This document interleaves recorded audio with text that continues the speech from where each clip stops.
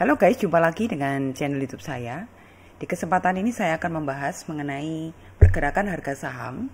Dalam hal ini adalah IHSG di tahun 2004, di mana peristiwa tahun tersebut adalah merupakan tahun pemilu yang mengantar Pak SBY menjadi presiden.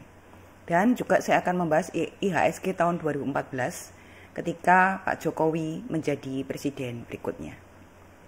Nah, ternyata momen pemilu itu seperti masa kampanye dan pelantikan presiden itu bisa ditarik garis tebal ke dalam IHSG kita. Bangsa Indonesia seharusnya bisa lebih maju dari saat ini. Kita sudah merdeka sejak tahun 1945.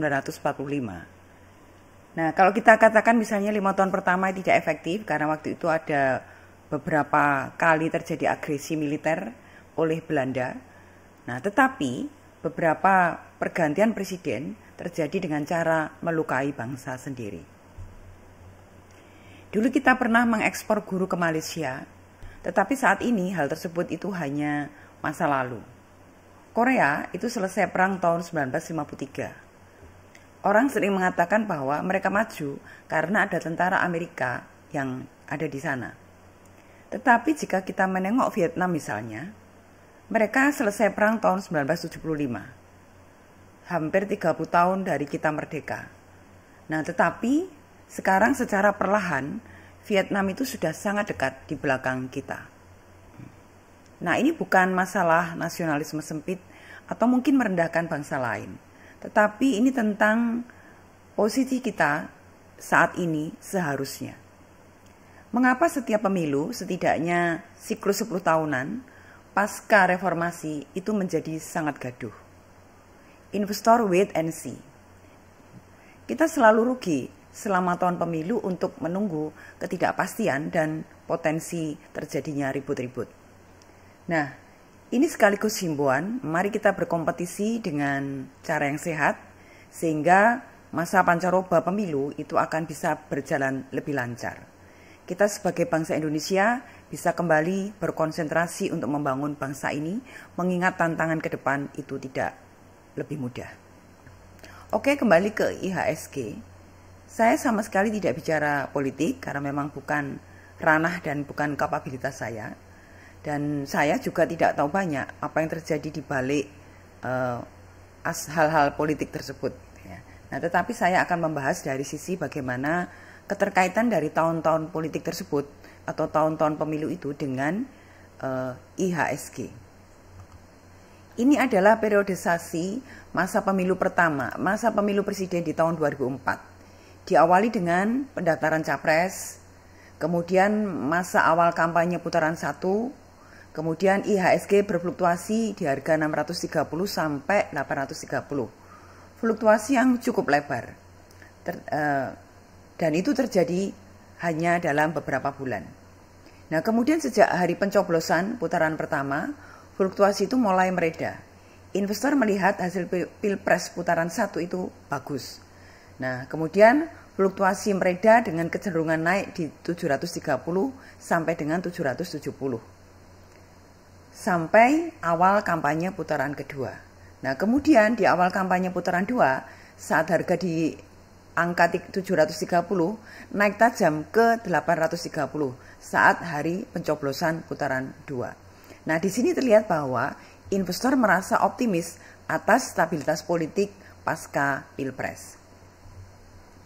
Nah, kemudian melewati pelantikan presiden 20 Oktober 2004, IHSG terus melaju. Puncak bulan madu ada di bulan 5, saat itu IHSG mencapai harga 1160. Jadi, jika dihitung bottom line-nya ada di 730 saat pemilu.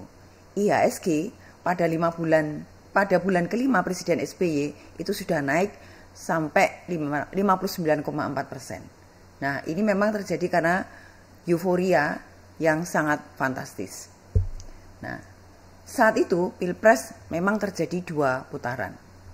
Nah, mari kita lihat bagaimana fenomena itu terjadi di tahun pemilu 2014.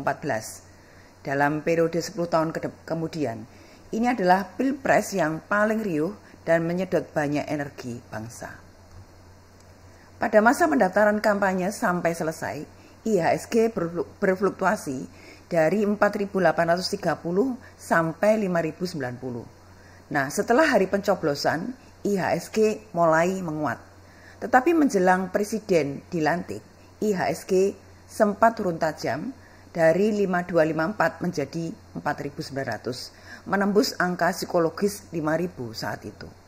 Nah, sama seperti masa Presiden SBY, euforia hasil Pilpres juga tampak dalam 6 bulan pertama. IHSG naik dari 5.000 menjadi 5.500 di awal April 2015.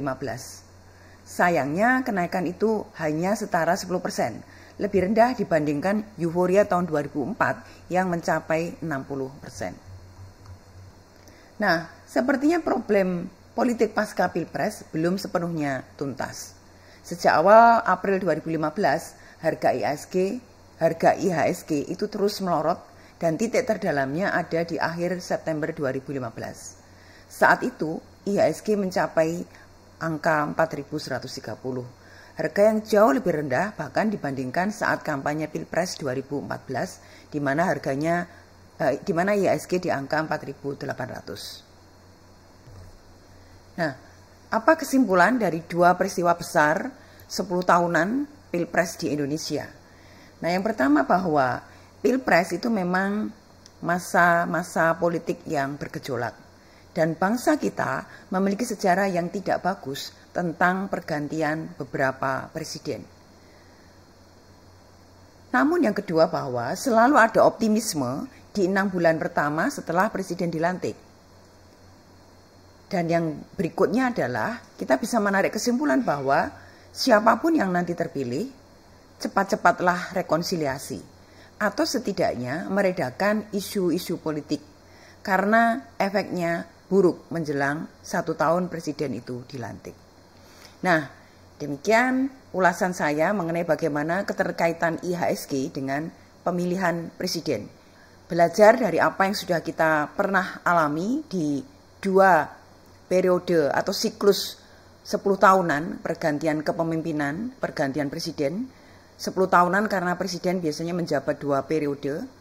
Nah, di 10 tahun itu pemilihan presiden yang pertama awalnya akan terjadi gejolak, kemudian akan aman. Nah, tetapi pergantian 10 tahunan itu menimbulkan gejolak. Kita juga bisa merasakan bagaimana mulai memanasnya situasi-situasi politik di negara kita. Dan kita melihat bahwa biaya politik itu memang sangat besar. Jadi saya juga menghimbau kepada para peserta dan kontestan yang berkontestasi di pemilihan presiden, kita harus melihat dari kacamata yang lebih luas bagaimana dampak dari ketidakstabilan, dampak dari memanasnya politik itu ke area-area yang lebih krusial termasuk ekonomi. Nah, mari kita sebagai bangsa, sebagai kontestan akan berbesar hati untuk melakukan kampanye-kampanye yang positif sehingga kemudian akan meneduhkan dan akan memberikan rasa aman khususnya bagi para investor. Oke, demikian ulasan saya. Terima kasih sudah menyimak. Semoga berguna. Sampai jumpa di video-video berikutnya.